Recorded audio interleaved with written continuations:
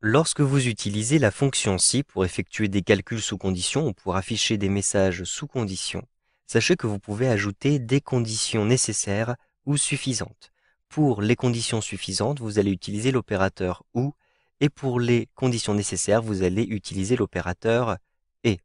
Par exemple, ici, vous le voyez, j'ai une liste de commandes avec à chaque fois la valeur de la commande et à chaque fois un indicateur ici, est-ce que la commande a été réglée en une fois. Je souhaite appliquer une remise de 15% si la commande a été réglée en une fois ou bien si la commande est supérieure à 100 000 euros. Donc ici, ce sont deux conditions qui seront suffisantes. Donc ici, je vais rentrer ma formule égale et j'utilise la fonction si. J'ouvre ma parenthèse.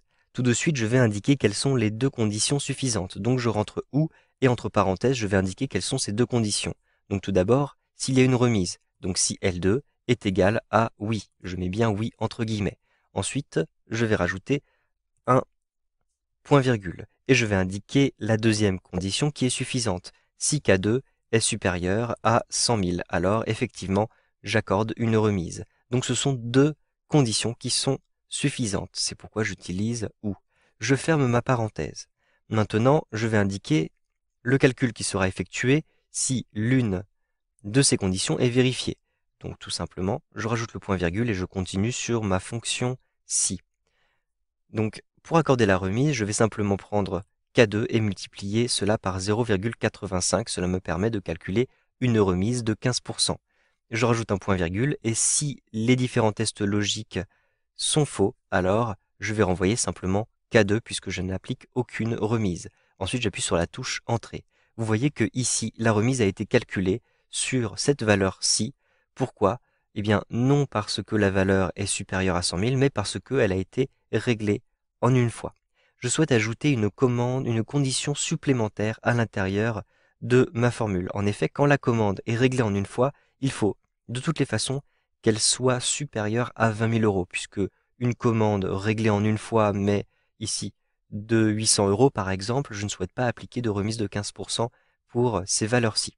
Donc je vais ajouter une nouvelle condition ici pour les commandes qui ont été réglées en une fois. Donc je clique à cet endroit-ci, ici juste derrière les guillemets, et je vais ajouter maintenant des parenthèses autour de cette condition. Donc ici, L2 est égal à oui, je rajoute des parenthèses. Pourquoi? Pour indiquer que je vais avoir une deuxième condition. Je vais ajouter cette condition et, donc une étoile, comme ceci, puis je rajoute et. Ensuite, j'ouvre ma parenthèse et je vais indiquer quelle est ma deuxième condition. Eh bien, ma deuxième condition, il s'agit de vérifier si K2 est supérieur à 20 000.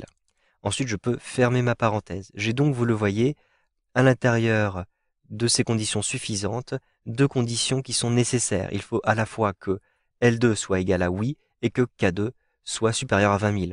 Ou bien, puisque ici je retourne à l'intérieur de ma fonction ou bien K2 est supérieur à 100 000. Alors j'applique ma remise, sinon je ne l'applique pas. Ma formule est donc correcte, j'appuie sur la touche Entrée pour valider.